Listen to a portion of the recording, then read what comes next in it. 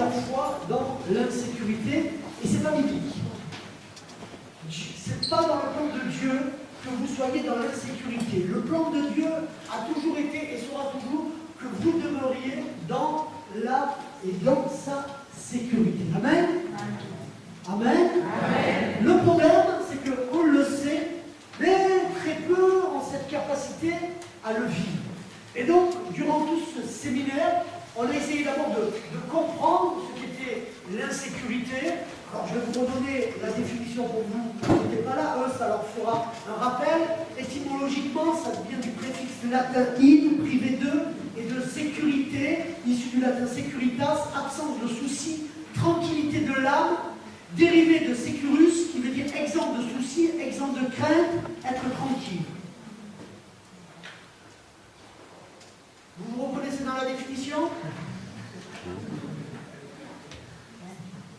Qui est dans le repos de l'âme? Qui est dans la tranquillité? Non mais Marie, toi tu ne comptes pas, tu es parfaite. Marie, de toute manière, c'est un exemple parfait. Allez. Donc la définition de l'insécurité, elle est très simple. C'est le manque ou l'absence de sécurité. Et vous allez voir les symptômes pour savoir si vous êtes dans l'insécurité, si vous ne l'êtes pas. Et je peux vous dire, moi, c'est pour ça que je l'avais fait. En étant pasteur de cette église, je peux vous dire que 90% des gens que je connais se retrouvent dans les symptômes de l'insécurité. L'insécurité, c'est né d'un trouble émotionnel, tel que l'anxiété, la peur, etc. Et elle devient anormale, cette peur, et nous amène dans l'insécurité quand, écoutez bien les symptômes, juste en préambule, quand elle n'est plus liée à des événements de la vie et qu'elle survient sans raison.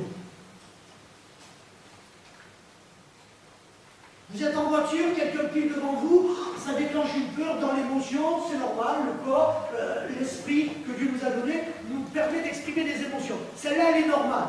Mais quand il n'y a rien et que je demeure dans l'insécurité, quand je ne suis pas encore monté dans la voiture et que déjà je suis dans la peur, c'est pour ça que je vous dis l'insécurité, ça va bien plus loin que peut-être certains le pensaient.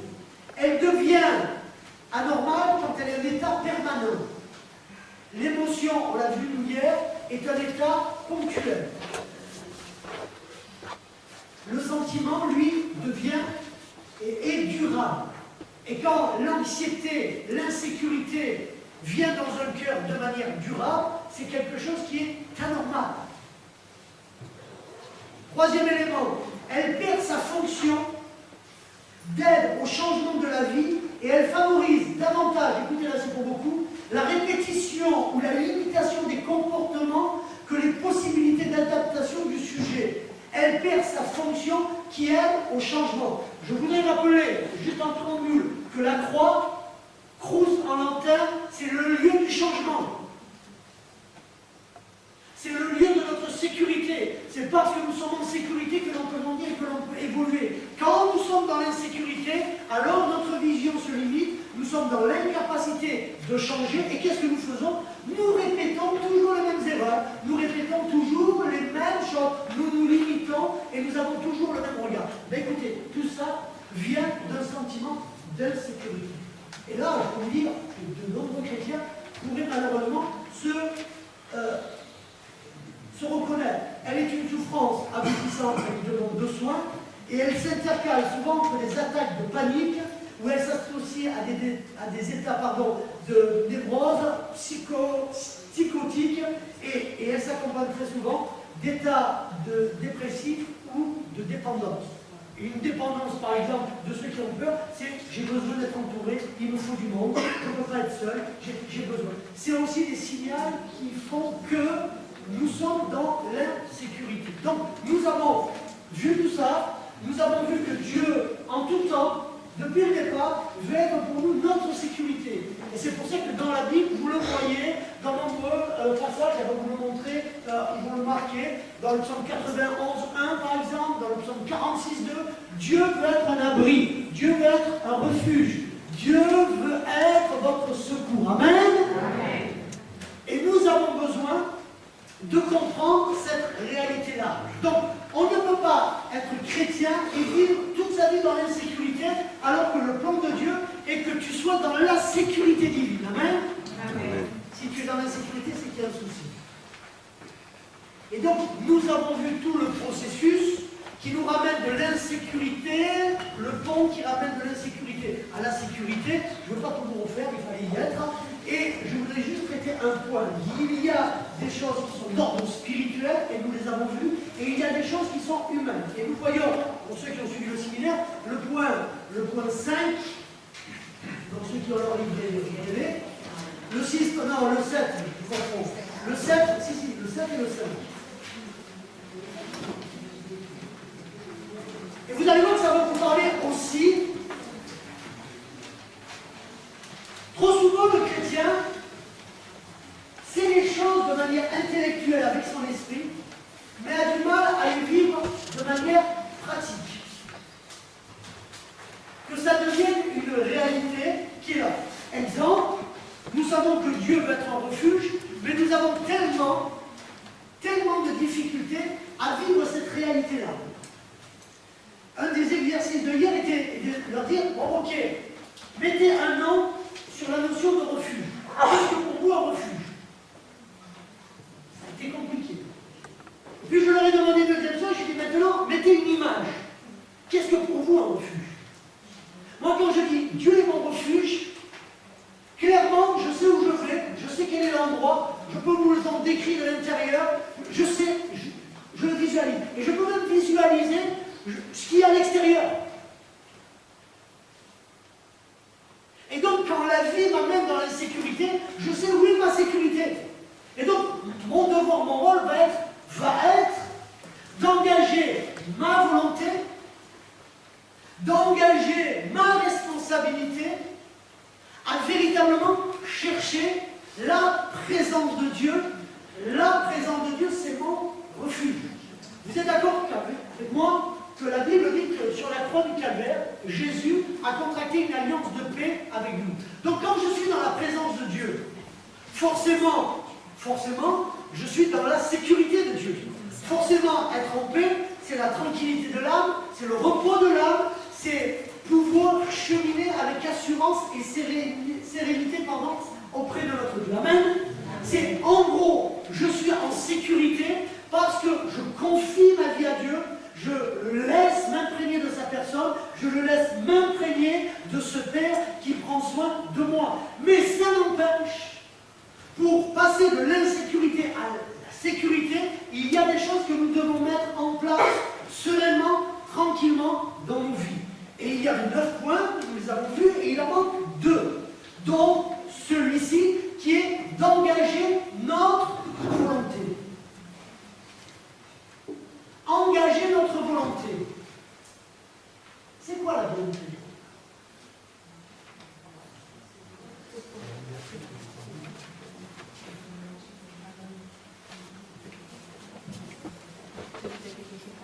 C'est quoi la volonté de Dieu? C'est tous les termes qu'on a besoin de connaître, d'appréhender véritablement pour pouvoir vivre une vie chrétienne. Là, parce que sinon, quelle différence entre la volonté de Dieu et la vôtre? C'est quoi la volonté? Alors, il ne faut pas être plus bête que les idiots. Il faut aller voir ce que nous dit le Larousse. Monsieur Larousse, c'est bon. Monsieur Petit Robert aussi. Donc voilà ce qu'il nous dit. C'est la volonté, c'est ce que veut quelqu'un. C'est une disposition de caractère qui porte à prendre des décisions avec fermeté et à les conduire à leur terme, sans faiblesse et en surmontant tous les obstacles. C'est ça la volonté. C'est une faculté de déterminer librement ses actes en fonction de motifs rationnels, pouvoir de faire ou de ne pas faire quelque chose. Je peux décider de faire comme à l'inverse de ne pas faire. Et quand on remet la volonté maintenant, selon la définition à la volonté de Dieu, ça veut dire en gros, Dieu agissant dans nos vies va maintenant accomplir son œuvre en toi. Non plus ce que tu veux toi, mais ce que veut lui.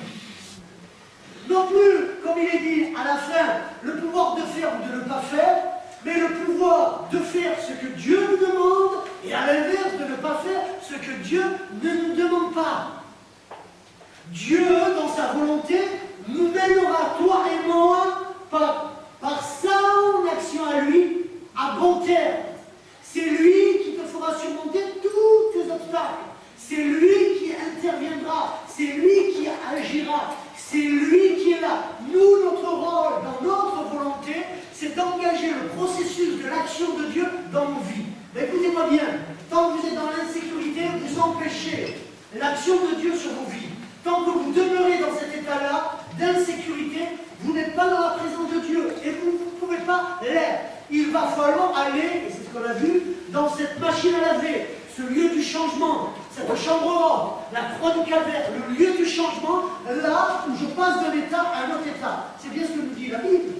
La croix, c'est le lieu de la conversion. La conversion, c'est passer d'un état à un autre. J'étais $1, je deviens €1. Si vous êtes $1 et que vous restez $1, vous pouvez dire que vous êtes converti. La conversion, c'est l'état, c'est le changement. J'étais dans un état et je viens dans un autre état. Et donc, forcément, mes amis, engagez votre volonté. Dieu en a besoin. Un proverbe humain dit, aide-toi et le ciel t'aidera. Vous avez beaucoup de gens qui sont là et qui pensent que Jésus c'est une formule magique, alors je reste assis, je ne fais rien et j'attends. Le nom de Jésus, le nom de Jésus, le nom de Jésus, le nom de Jésus. Ça a changé quelque chose?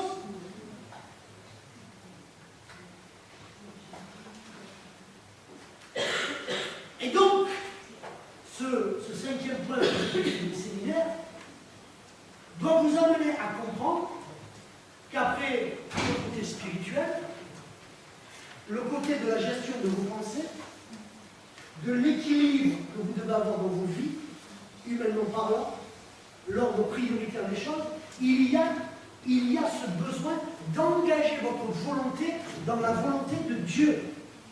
Donc, ça rejoint le point 7, qui est, il va falloir passer à l'action. Il faut passer à l'action. Il faut passer à l'action. Je le redis, si vous ne l'avez pas compris, il faut que le chrétien soit un homme d'action. La Bible déclare que le juste vivra par la foi. Est-ce que vous vivez par la foi? Est-ce que vous savez que quelqu'un qui vit par la foi, ça se voit? Vous savez comment ça se voit, un chrétien qui vit par la foi? La joie.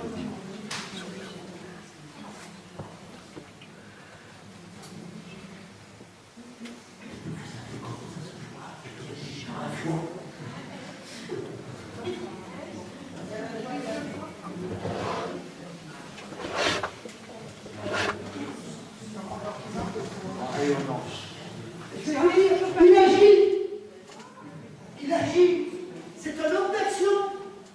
Regardez. Quelle est la grande mission à laquelle Dieu vous a appelé? Bon, je vous l'ai dit. C'est aller et faire des disciples. La foi, c'est aller et faire. Aller et faire. La foi n'emploie que des verbes d'action. Aller, faire, prier, agir, intercéder.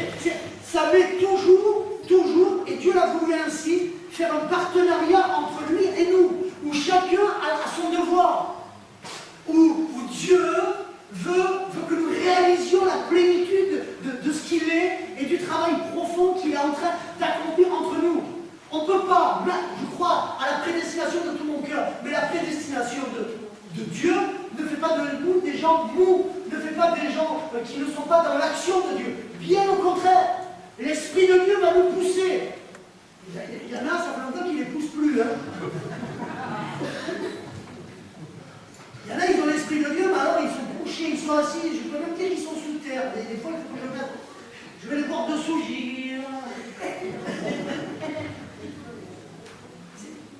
c'est grave, les amis.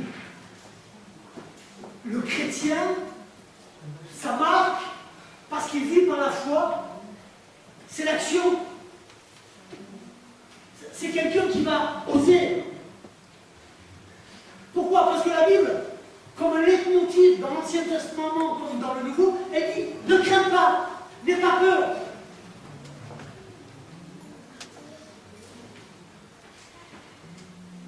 Bon, ma fille, elle me fait rire des fois.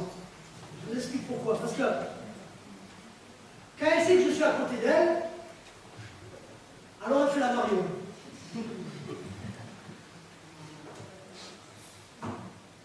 Là, elle pourra aller voir le grand, lui dire, et ça, il y a mon père. Dès qu'on l'embête en sixième, elle dit, t'inquiète pas, mon père, il va venir. Et la dernière fois, on discutait, c'est agressif quand même, ma fille.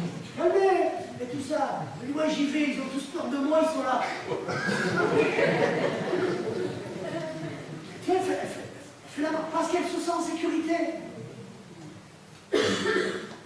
Quand on se sent en sécurité avec le Père, on ne craint rien, on n'est pas dans la peur, on n'est pas dans l'anxiété, puisqu'on se sent en sécurité avec lui. Et quand on se sent en sécurité, comme un sportif qui se sent bien dans l'équipe, qui joue, qui se sent en confiance avec l'entraîneur, qui se sent donc, et tout autour de lui, c'est comme un abri, un refuge dans le domaine où il est, alors il va pouvoir s'exprimer, il va pouvoir agir. Allez, ceux qui sentent qu'ils ne sont pas aimés, ceux qui sentent qu'ils sont pas dans cet abri, le drame va les amener à être dans l'insécurité. Et quand on est dans l'insécurité, comme je l'ai dit, vous ne progressez plus, vous vous limitez, vous vous empêchez de grandir, vous vous empêchez. Et on voit sans cesse le chrétien répéter les mêmes choses. 10 ans après, tu le vois, j'arrivais pas, mais j'arrive toujours pas. Je savais pas, mais je sais toujours pas. Et on passe notre vie, vous allez passer votre vie à vous limiter. Et c'est dramatique. C'est dramatique. Donc le chrétien, mes amis, doit engager sa volonté, il doit passer à l'action, parce que Dieu nous demande cette action-là. C'est Dieu qui nous a choisis, mais à un moment donné, il a quand même fallu faire une prière de repentance et reconnaître que le Seigneur, Dieu, c'est lui qui pourvoit et qui connaît ceux qui le sauvent et ceux qui iront malheureusement à la damnation éternelle, mais il a besoin de son Église et il a établi, et c'est lui-même qui dira, allez et faites de toutes les nations les disciples. Il a établi un partenariat entre lui et nous, chacun a son rôle. Si tu ne fais pas ton rôle, Dieu ne fera pas le tien. Et ça, beaucoup de chrétiens l'ont oublié.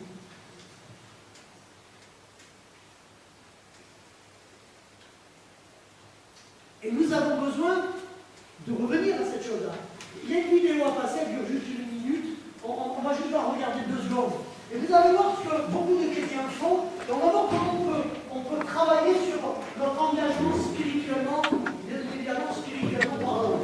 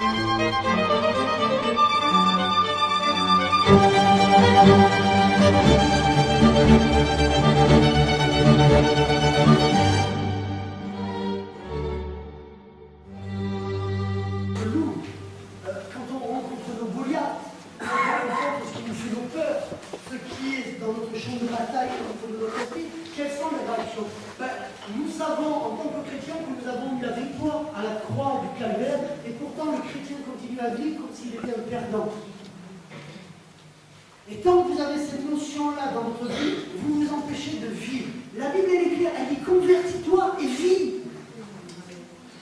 Et on voit que des gens, est-ce excusez-moi de parler comme ça, peut-être c'est choquant ce matin, mais qui vivent une foi rabougrie, qui vivent une foi mystique, qui se renferment, au lieu que ça sente bon, la fraîcheur de l'évangile, le cantique nouveau, ça sent le renfermé, ça sent l'étriquer, ça pinaille sur tout, c'est petit mes amis. Alors que Dieu veut que nous élargissions par les pas de foi que nous allons faire, il veut qu'on élargisse l'espace de notre temps, parce que si vous laissez, comme la Bible nous y invite, Jésus a grandi en toi et que toi tu diminues, alors plus tu vas avoir Jésus en toi. Comment limiter Jésus? Comment avoir un petit Jésus en nous? Comment avoir un petit esprit dans l'insécurité alors qu'on a Jésus en nous? Posez-vous les bonnes questions. Réfléchissez une fois pour toutes pour vous amener à vivre une dimension qui est une dimension pas nouvelle, mais qui est la seule dimension à laquelle Dieu t'appelle et Dieu m'appelle. Et beaucoup de chrétiens comme ça sont toujours en train de se dire « oh, j'aimerais faire ça ». Il y en a deux au séminaire qui ont dit « ah si je pouvais ». C'était ça, si je pouvais. Et l'autre c'est « et si, et si, et si, et si ». Voilà, ça c'est la vie du chrétien. Ah si j'avais ça, ah si j'étais ça. Ah.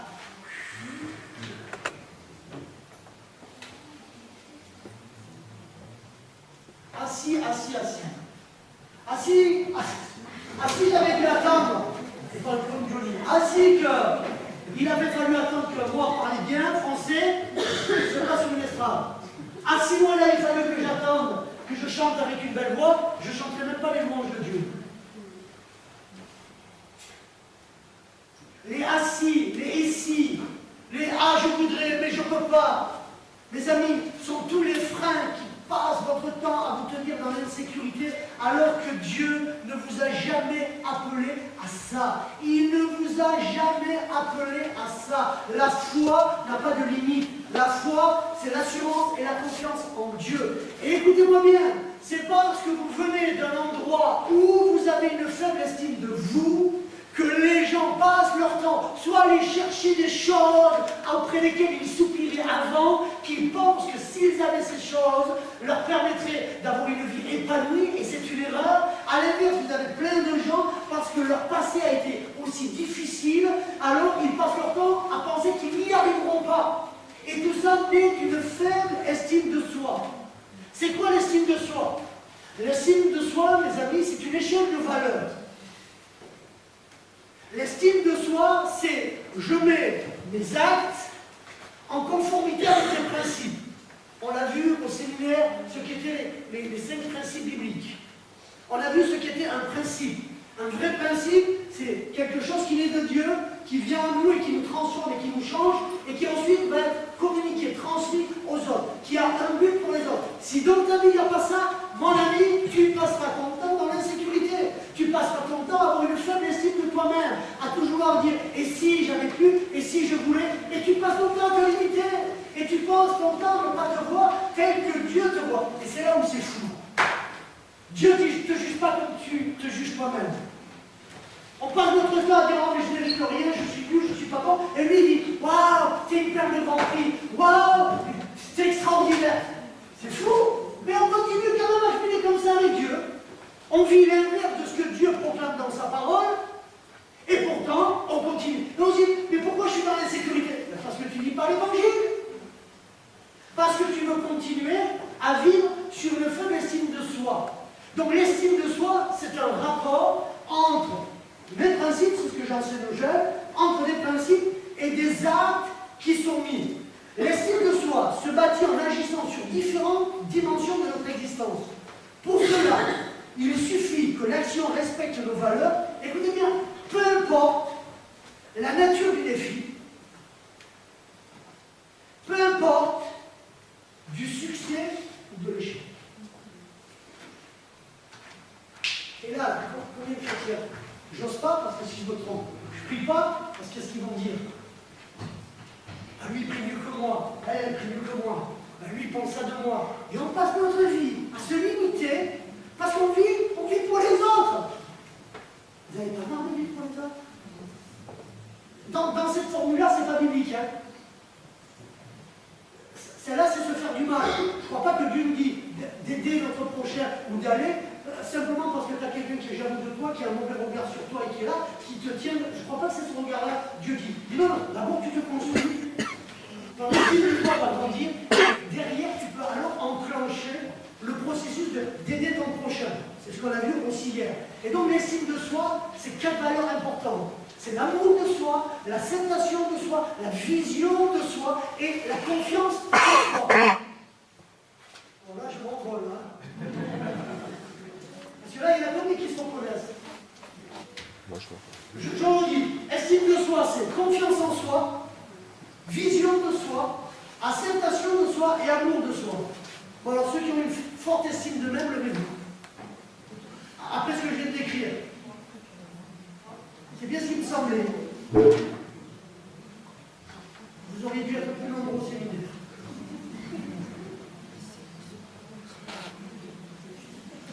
Écoutez-moi bien.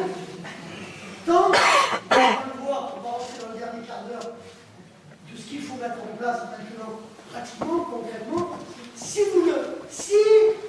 vous restez dans cette faible estime de vous-même, si vous n'arrivez pas à mettre vos actes en rapport de là, et regardez sur la vidéo, à la fin, elle a peur de ce loup au départ. Qu'est-ce qu'elle fait? Et tous ceux qui vont le faire, à un moment donné, elle fonce dans son Goliath. Elle va oser, elle va passer à l'action.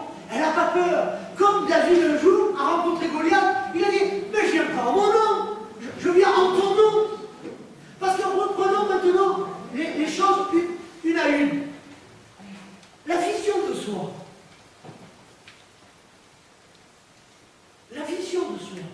Quelle est la vision que tu as de toi-même?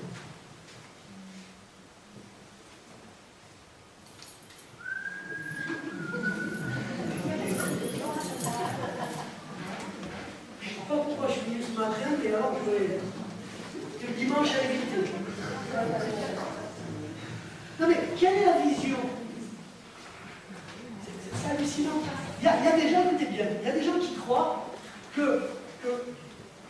quand Dieu vous a choisi, parce qu'il t'a choisi, mais il t'a choisi de toute éternité, c'est parce qu'il t'a aimé. Puis tu as eu tout ton processus terrestre, où tu as fait des erreurs, tu as fait des bêtises. Là, il n'y a plus. Vous croyez que c'est comme ça? On a un manque de conception erronée dans le fut. Dieu t'a aimé le premier jour. Et il t'aimera le dernier jour parce qu'il t'a aimé. Je leur disais hier, Dieu est un Dieu de grâce. C'est-à-dire que si un jour, réellement, votre fils fait des bêtises et est jeté en prison, vous aurez deux choix. Soit vous décidez, comme il a fait des bêtises, qu'il a brisé votre honneur, qu'il est un déshonneur, que c'est un mauvais garçon, vous décidez de ne plus le voir, vous l'abandonnez, vous le laissez. Ça peut être votre point de vue. Puis vous dites quoi qu'il soit et quoi qu'il ait fait, ça reste mon enfant. Et je décide de l'accompagner et de l'aider. Vous pensez que Dieu est dans quelle conception? Parce que la vision de Dieu, les amis, la vision de Dieu sur ta vie n'a plus rien à voir avec ce que tu étais avant. Je m'appelle Yannick Elec, je suis français, j'ai 23 ans. Pardon. J'ai 46 balais, comme on dit. On me propose de mettre du noir sur mes cheveux pour que mon trou, mais non. Pour vous dire quoi? Ça, c'est ma carte d'identité, que je suis humainement. Et humainement, j'aurais beau m'améliorer, que je décevrai toujours quelque part Dieu. Je l'ai déçu avant, dans mon humanité, dans ce que je pense, dans ce que je fais, et il n'y a pas de meilleur de celui qui fait le petit mensonge, de celui qui fait la grosse bêtise. Il n'y a pas d'échelle de valeur aux yeux de Dieu. Ça, c'est notre ancienne identité. Aujourd'hui, j'ai une identité qui est nouvelle. Dans ma vision de moi, je me vois à travers Dieu. Je me vois à travers l'œuvre de Jésus-Christ. Si je peux proclamer que je suis chrétien, c'est parce que Jésus en a payé le prix. C'est parce qu'il m'a couvert par son sang. C'est parce que si je suis saint, c'est pas par moi-même. Si je suis parfait, c'est pas par moi-même. C'est parce que nous le sommes, vous l'êtes, à travers Jésus-Christ. Et essayer autre chose, c'est s'illusionner, c'est mettre une échelle de valeur et commencer à penser qu'on mérite mieux que l'autre. Donc si on est méritant, ça veut dire que vous pensez que vous pouvez influencer sur Dieu? Ah oui, tu peux faire ce que tu veux. Si Dieu a prévu que tu meurs demain, tu meurs demain. C'est pas ton choix, c'est son choix.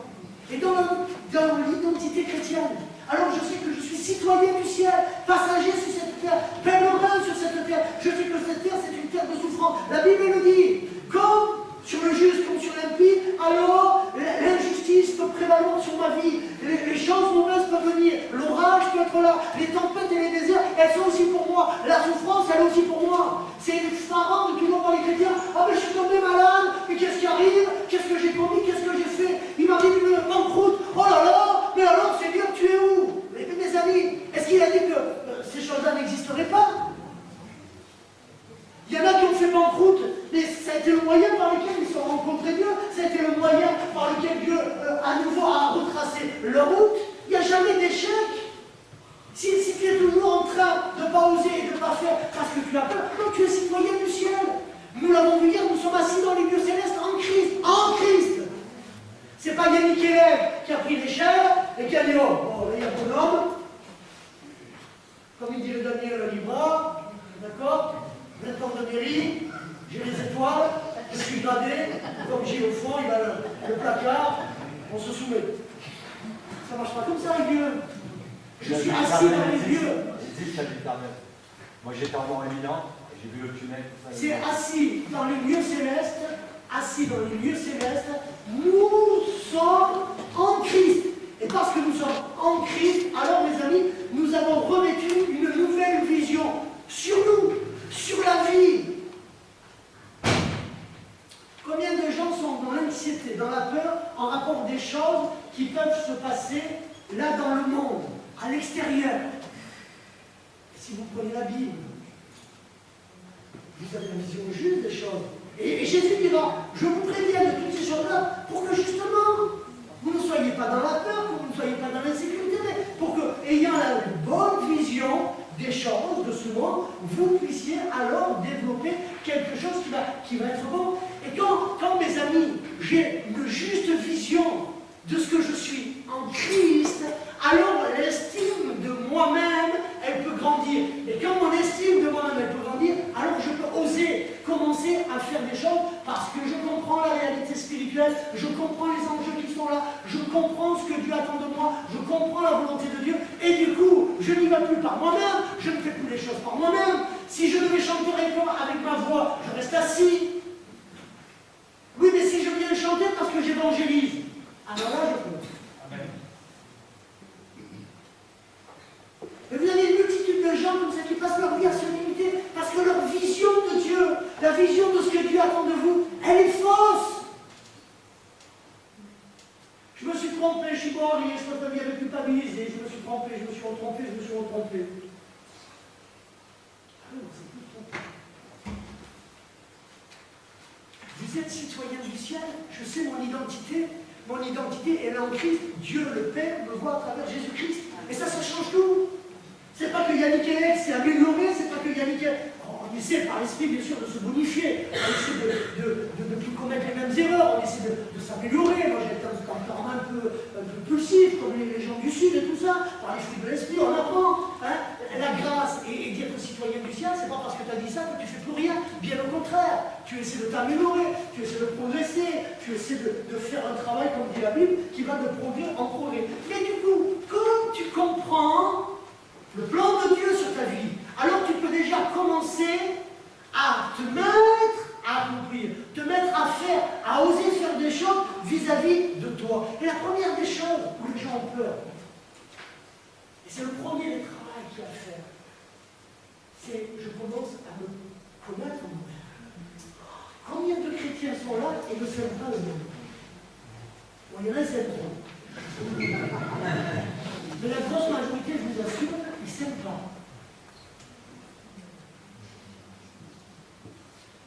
Vous posez-vous la question, donc vous avez Jésus en vous, il est là.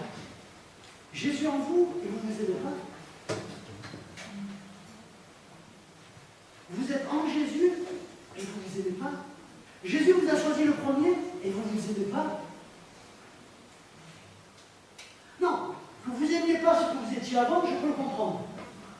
Que vous vous interrogiez de dire, mais Seigneur, c'est pas possible que tu m'aies choisi moi. Ça, je je veux bien le concevoir. Mais à partir du moment donné où vous avez vécu la transformation, la conversion, alors vivez. N'allez plus vous poser des questions qui vous détruisent, mais rentrez dans ce qui va vous construire. Commencez à travailler sur vous.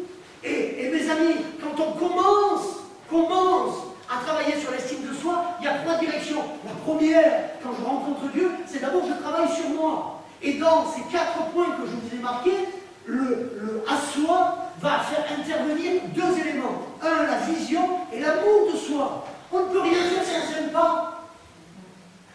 Tu ne peux pas commencer quelque chose, tu dis mais j'y arriverai pas, je suis bon à rien, parce que j'ai toujours été nul. C'est souvent l'exemple que je donne. Allume la télé, moi je ne sais pas. Comment ça tu sais pas? Toujours, c'est du vrai ce que je vous dis, hein.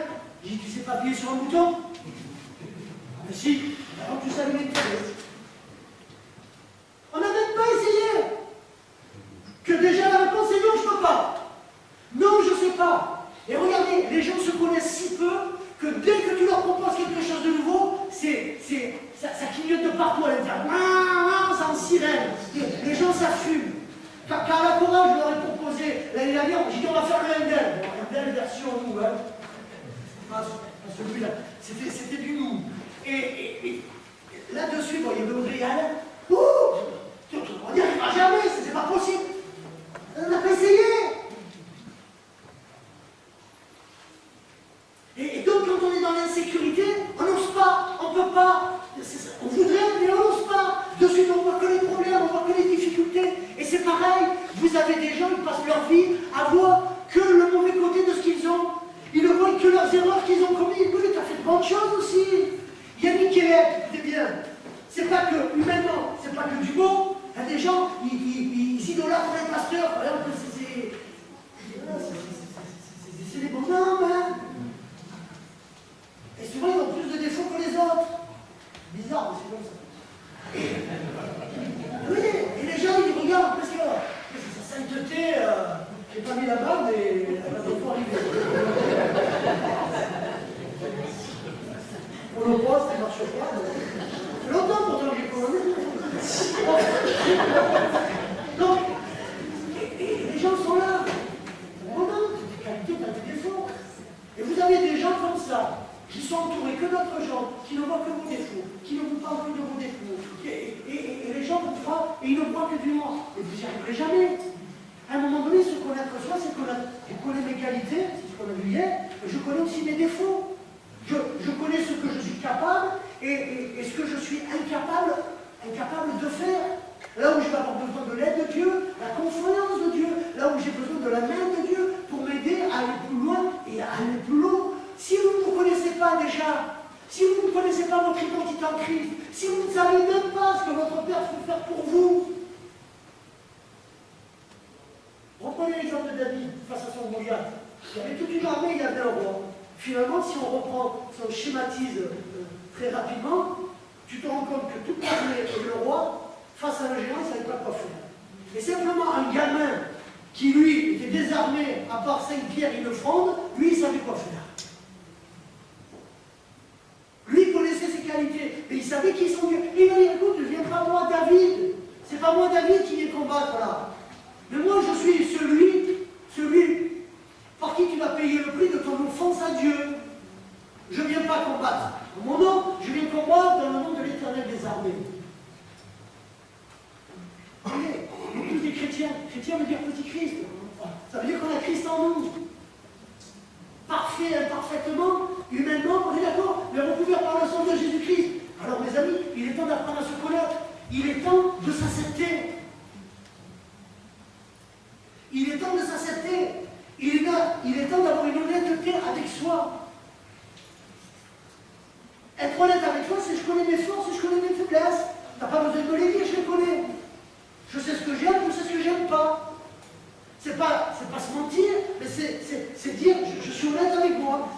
Là, il faut que je progresse, là, il faut que je m'améliore. Et là, j'ai encore des tentations, là, j'ai encore un souci. Là, j'ai là. Et il faut que je m'accepte tel que je moi-même pour pouvoir commencer à ce que la vision biblique devienne une réalité sur ma vie. Sinon, vous allez passer votre vie à quoi? À vouloir être l'autre.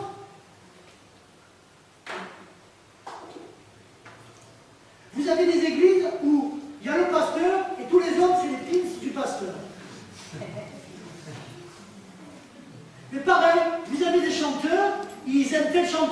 ressembler à ce chanteur-là. Mais tu ne seras jamais celui-là.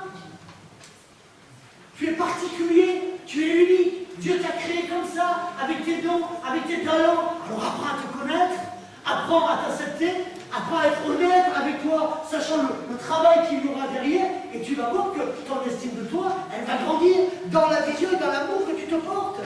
Un amour qui est légitime, puisque Dieu t'a aimé. Et l'amour de Dieu, elle va nous loin nos craintes. L'amour de Dieu va nous loin notre insécurité. Donc plus je grandis avec Dieu, plus je suis dans la présence de Dieu. Et donc forcément, j'apprends à me connaître en Christ. Passez pas votre temps à vous connaître de ce que vous étiez avant. C'est bon, vous en portez déjà suffisamment le poids. Il est temps de vous libérer, il est temps de faire tomber les fardeaux. Mais apprenez à vous connaître tel que vous êtes en Christ. Et en Christ, on s'accepte parce qu'on est en Christ, on s'aime parce qu'on est en Christ, on est honnête parce qu'on est en Christ. Écoutez bien, si Dieu vous avait appelé la perfection, et si le but, humainement, était d'atteindre la perfection humaine, comme certains le pensent, bon, expliquez-moi pourquoi la grâce. Pourquoi Jésus lui-même a dit à ses disciples, il leur donnait cette symbolique. Pierre ne veut pas que son Seigneur lui lave les pieds. Il refuse, il dit, je ne suis pas digne de toi, Seigneur. Il écoute, Pierre, alors, d'abord il faut que tu sois lavé une fois, le matin. Ok, purification. Mais écoute-moi bien, Pierre, écoute, tes pieds iront, tes mains iront, sûrement ta langue ira. Et donc il va falloir que tous les jours, mais c'est marqué, hein, il faudra que tu ailles laver ça. Vous croyez que Dieu ignore de quelle nature nous sommes? Vous croyez que Dieu ignore de quelle nature vous êtes? Et on a besoin à nouveau de se réapproprier la vision juste de Dieu et du coup la vision juste de nous-mêmes.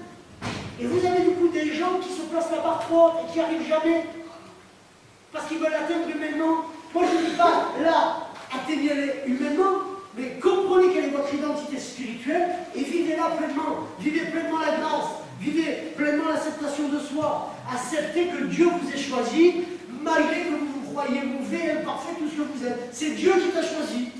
Et ça, personne là, même si ça énerve tout le monde qui me choisit, nous dit, pourquoi lui Ah, c'est ton problème. Je peux vous poser une question, avant de passer au deuxième point, je vais dire rapidement. Je vais vous poser une question, même si vous ne la voulez pas. Qui peut me dire ici, je vous passe le micro, hein. J'aimerais entendre cette explication, me ferait plaisir. Qui peut me dire, là, humainement parlant, pourquoi Dieu vous a choisi? Est-ce qu'il y a quelqu'un dans cette salle qui peut dire, moi, pasteur, je sais pourquoi Dieu m'a choisi? Allez-y. Parce qu'on est fait à son image.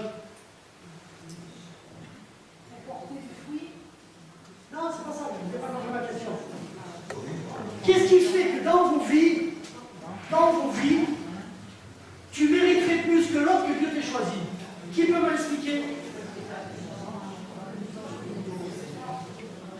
C'est normal que Dieu m'a choisi, mais c'est pas normal qu'il ait choisi Manu. C'est normal qu'il ait choisi Asmine, mais c'est pas normal qu'il ait choisi Hervé. Qui peut prétendre dire ça? Alors que la Bible dit, tous sont des pécheurs, tous sont privés de la grâce de Dieu, tous ont été privés de la présence de Dieu, son seul choix lui appartient. C'est la providence divine, c'est l'élection divine, c'est la grâce de Dieu.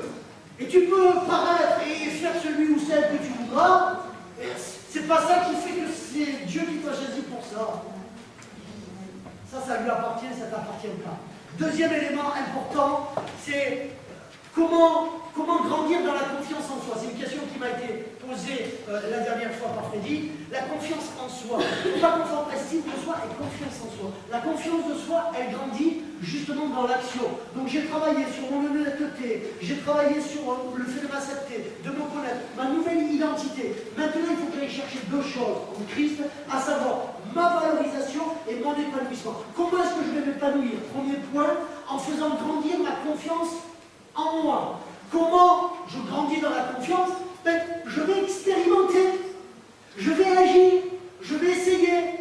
Mais rappelez-vous, l'estime de soi, c'est je fais, j'essaye, mais même si ça ne marche pas, c'est pas grave. Même si ça n'a pas le résultat produit, dedans j'aurais appris, je me connaîtrai mieux, je pourrais rebondir, je pourrais aller de l'avant. Et du coup, il n'y a plus d'échec, c'est juste un chemin avec des étapes. Et dans ces étapes, des fois on peut tomber, des fois on peut se crouler, des fois, comme un sportif, la maladie, la blessure peut arriver. C'est pas grave, tu vas aller de l'avant. Amen. Et donc dans l'action, mes amis, c'est ce que Dieu te dit. Quand j'ai mon identité chrétienne, alors j'y trouve toute la valeur. J'y trouve toute ma valeur. Pourquoi? Parce que je me mets à agir. Premier point. Deuxième point, parce que je sais du coup maintenant dompter l'autocritique de ce que les gens vont me dire. Et le troisième point, je sais accepter l'échec. D'où le cinquième apprentissage, le cinquième principe de vie, l'apprentissage. Dans l'apprentissage, j'ai l'objectif à atteindre, j'ai le chemin que je trace. Dedans, il y aura souvent des chutes et des échecs, mais je n'ai pas peur de ça. Parce que dans l'action, il y a forcément un moment donné où on va se tromper. Et il y a un proverbe humain qui est très logique, qui dit il n'y a que celui qui fait rien qui ne se trompe jamais. Vous avez des gens, moi j'appelle ça des CTR, des CTD. Vous avez des conseillers techniques, départementaux et même nationaux dans nos églises. Hein. Là, souvent, moi, ça me fait rire au rugby parce que j'y ai joué. T'as entraîné où? T'as joué où? T'as fait quoi? Tu te permets de juger tous les autres? Alors, excusez-moi, hein, je parle crûment. Noël, t'as jamais rien fait. En gros, c'est comme si je vais jouer avec Nicole. Dieu,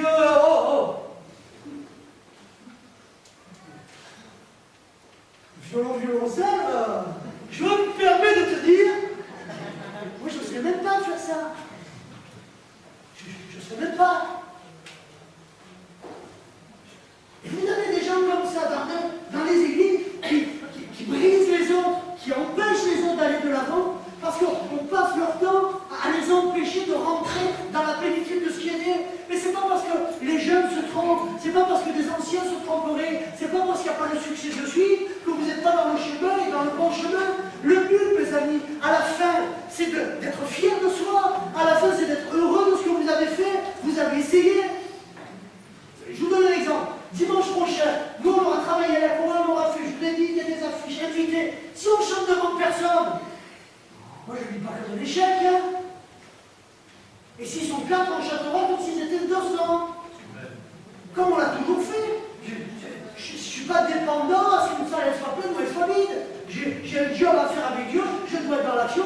Donc si dans les 4, il y en a même une qui se convertit, waouh! La Bible dit que le ciel qui se réjouit. Et nous, oh là, les vide, hein? Et je dis, on passe à côté de l'essentiel, on se trompe. Je vous assure, on se trompe. Et dans l'action, mes amis, quand on commence à agir, alors, écoutez bien, votre confiance en vous, elle grandit. Et plus vous grandissez dans la confiance en vous, et moins vous avez besoin des autres. Pourquoi vous avez moins besoin des autres? Parce que votre source et votre sécurité, c'est Dieu. Rappelez-moi le thème de la sécurité. Donc j'ai plus peur. J'agis parce que j'y vais avec l'onction de Dieu. J'y vais avec l'approbation de Dieu. Je sais que Dieu tient toutes choses entre ses mains. Donc j'ai plus peur de me tromper, car même si je me trompais, le Seigneur me parlera, me guidera et me dira où il faut que je retourne, ce qu'il faut que je fasse. Et de là. Donc les critiques humaines, c'est ce que je leur disais, il y en avait plusieurs qui me posaient ça. Attention aux bouches qui vous découragent. Attention parce qu'il est donné la parole de vie et de mort à une bouche, à une langue. Faites attention, vous adossez l'échelle de votre vie, vous risquez de le regretter. Si vous voulez grandir dans votre estime de moi, dans ce point-là particulièrement, dans la confiance en soi et dans l'acceptation de soi, il va falloir agir. D'où beaucoup me voient, à chaque fois qu'ils me disent « Ah non, on n'y arrivera pas, non, c'est pas, ah non, mais il n'y a pas ça, il n'y a pas ça ». Pour moi, de ceux qui se limitent, la vision est limitée, leur vie est limitée, alors qu'il y a plein d'autres possibilités. C'est ce que je dis souvent, pour passer le troisième point, dans une église, il n'y a pas de problème. Tu as des gens qui passent leur vie, ils ont des problèmes. Ça va pas, ça va pas, ça va pas. Écoutez-moi, c'est pas vrai, c'est faux quand on dit ça. C'est faux. Ce qu'il y a dans une église, c'est qu'il y a des besoins. C'est très différent. Le problème amène à l'insécurité. Le problème amène à râler, à rouspéter. Le besoin amène à vous réveiller, à vous mettre à passer à l'action. Ouais, il manque ça dans l'église, je vais m'en occuper. Combien de fois l'équipe lui a dit, non, mais ce que tu me dis, mais je m'en fous, c'est tellement banal. pour faire ce bilan-là, ce jugement-là, je suis suffisamment, j'ai encore 2 neurones, je suis capable de le faire moi-même. Je n'ai pas besoin que tu me le dises. Mais qu'est-ce que tu apportes comme solution? Ah. Oh, tu j'allume là. C'est ça qui est intéressant. Faire des constats de Francis Four, bidon, moi je l'ai fait comme vous, hein. Je ne suis pas idiot, je ne suis pas aveugle.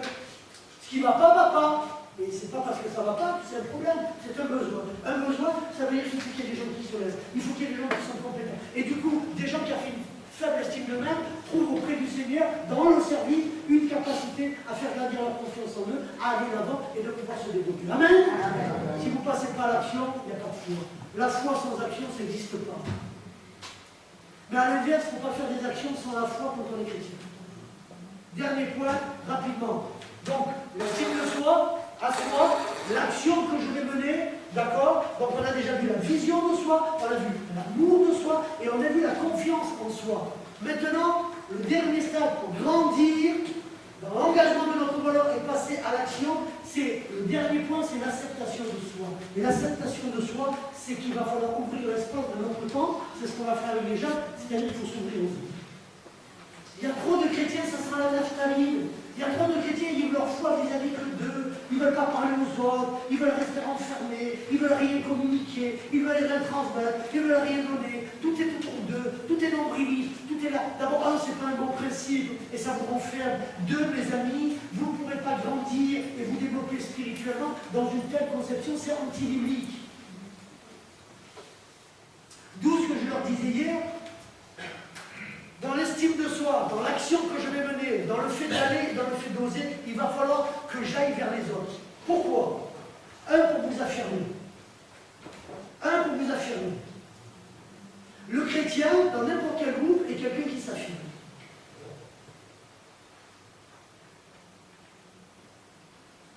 Le chrétien est quelqu'un qui est là pour parler. Et on disait hier, le problème souvent dans les églises, ou entre chrétiens, c'est que les gens sont tellement dans le passé, ont tellement une faible estime d'eux-mêmes, que tu leur dis, mais si je parle comme ça, tu parles comme ça, là, t'es énervé. Énervé, j'ai toujours prêché comme ça, j'ai toujours parlé comme ça. Je me souviens en convention, mon père il me prenait toujours, il dit voilà, parce qu'il était comme ça. Il dit mais toi t'es d'Alsace, on parle comme un Alsacien, moi je suis du Sud et je m'exprime après comme quelqu'un du Sud. Je ne te demande pas de venir et de t'exprimer comme moi, mais je ne me demande pas de t'exprimer comme toi. Peut-être ma manière de prêcher, c'est pareil que je suis excité, énervé, mais bien sûr que non.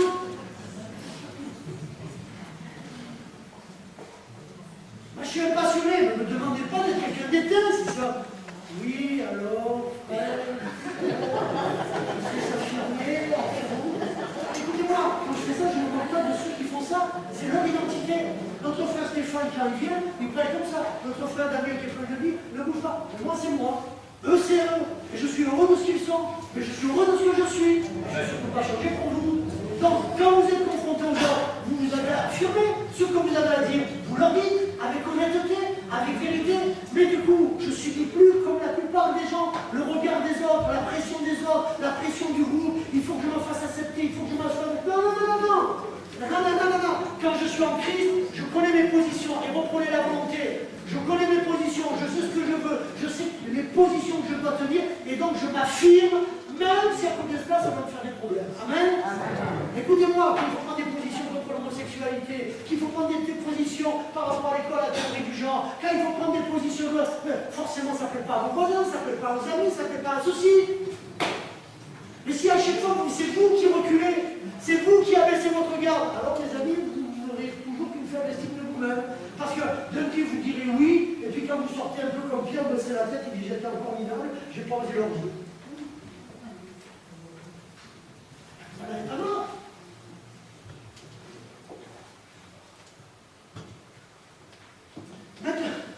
Maintenant, si vous voulez plaire à tout le monde, si vous voulez, c'est pas mon schéma, mais le but c'est d'être honnête avec soi.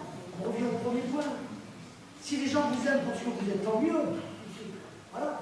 J'ai des qualités, j'ai des défauts, mais vous avez des défauts et des qualités. Je ne demande pas d'échanger. Donc le but c'est de s'affirmer. Deuxième point, être empathique. être empathique. Donc, mes amis, je vais m'accepter parce que d'un coup, je découvre quelque chose que je n'avais pas en moi, c'est-à-dire, je peux commencer à comprendre l'autre. C'est là, par exemple, sur le fruit de la grâce. Vous avez besoin de la confronter, cette doctrine de la grâce, aux autres.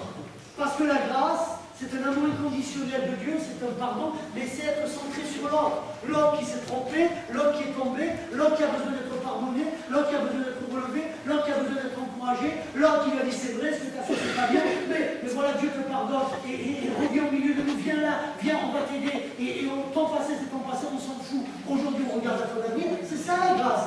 L'empathie, les amis. Et lorsque tu es dans confiance en toi, que tu vis l'amour de toi, que tu es dans la vision juste, alors dans l'acceptation de soi, il y a l'empathie qui naît.